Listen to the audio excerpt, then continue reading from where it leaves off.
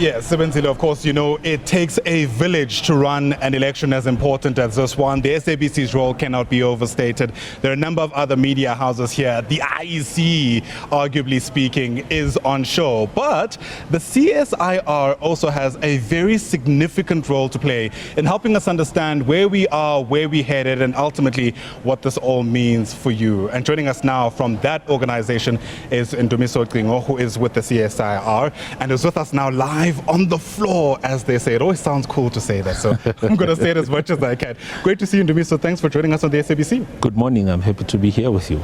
It's an important day. We've been building up to this moment literally, possibly for the past 5 years, right? Once you're done with one election, you look forward to the next one. And that's where the CSIR comes in.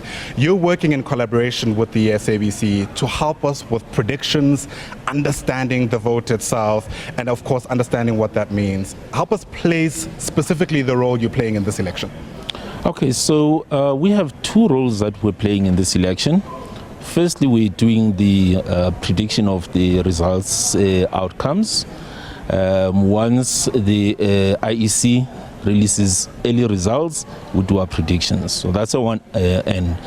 Secondly, we're also doing some social media analysis for the public's interest, etc. And the SABC guides us through what it is of interest, and we share that with the public by getting data from various social media platforms. Yeah. So those are the two angles that we are approaching the whole thing from. Polls are part of every election, whether it's for democracies as old as the US or democracies like ours that are only 3 decades old. But polls don't always tell the full picture, do they? How do your predictions work? So I'm glad that you mentioned the polls.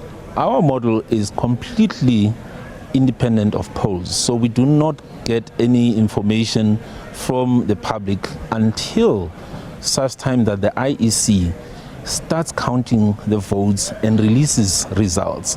We take those actual results and put them into our model, which will have been developed over time using the previous elections results. Right. And when we put those results, the actual results, into the model, with about 5% of the results counted and released by IEC, we normally are able to do a projection, and the prediction has a margin of error of about 2% at that point. Okay, we'll understand what that means, right? Because I think numbers are one thing, but making sense of it is another.